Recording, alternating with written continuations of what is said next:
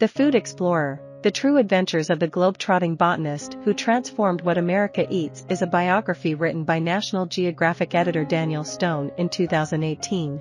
The book delves into the remarkable life of David Fairchild, born in 1869 and raised in Kansas, who played a pivotal role in revolutionizing American eating habits.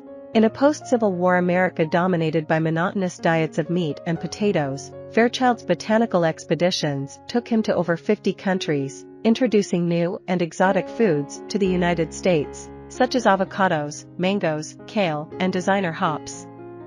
As a child, Fairchild dreamed of exploring the Malay Islands, a fascination that arose from encounters with intriguing visitors at his father's home, where scholars from around the world, including renowned naturalist Alfred Russel Wallace, shared tales of exotic flora and alluring fruits. This early exposure fueled his passion for plants and led him to work at the U.S. Department of Agriculture, with a mission to improve the struggling fortunes of American farmers.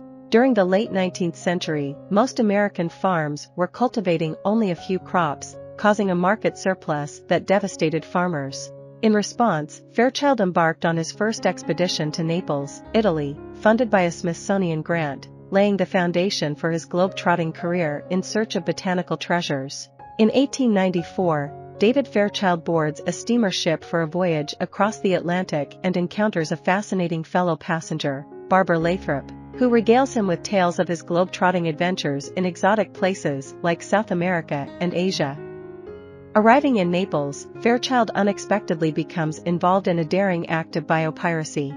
While studying algae at the Smithsonian Zoological Station, he receives a letter from the American Secretary of Agriculture, instructing him to collect samples of Corsica's remarkable citron fruit. Mistakenly accused of political espionage and arrested, Fairchild manages to prove his innocence and smuggles the citron cuttings out of the island, boosting citrus production in California. Surprisingly, Barbara Lathrop appears in Naples, offering Fairchild a dream come true, an all-expenses-paid trip to the Malay Islands.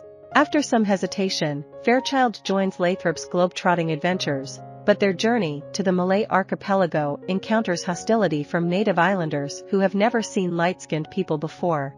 Back in Washington and working for the USDA once again, Fairchild devises a plan to enhance the country's agricultural prosperity. He convinces the agricultural secretary to establish an office of seed and plant introduction, with Fairchild at its helm, dedicated to introducing valuable crops from around the world to America. In 1898, Lathrop once again offers to sponsor Fairchild's global search for novel crops. Their journey begins in Jamaica, where they discover sweet mangoes and dwarf oranges. They then venture into South America, where they find a promising new type of avocado in Chile for California's agriculture. Crossing the Andes Mountains on donkeys, they narrowly survive a dangerous slip. Undeterred, they continue their mission in Europe, collecting samples of fava beans, broccoli, and seedless grapes. These grapes become foundational for California's wine and raisin industries. Fairchild uses his diplomatic skills to obtain superior hops from German growers. During their global travels, they source dates from Baghdad and kale from Croatia, which would later gain popularity in America in the 21st century. Their adventures are not without danger. Fairchild contracts typhoid fever in Ceylon, and Lathrop nearly succumbs to yellow fever.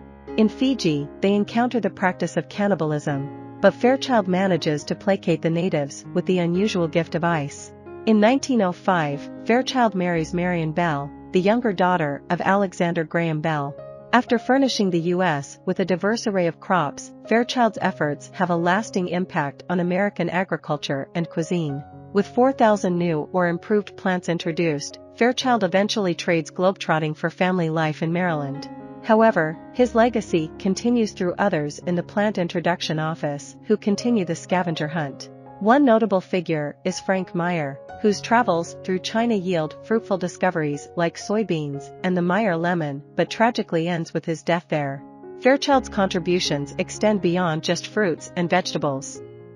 He played a crucial role in America's introduction to Egyptian cotton and facilitated Japan's donation of cherry tree roots that now bloom every spring in Washington.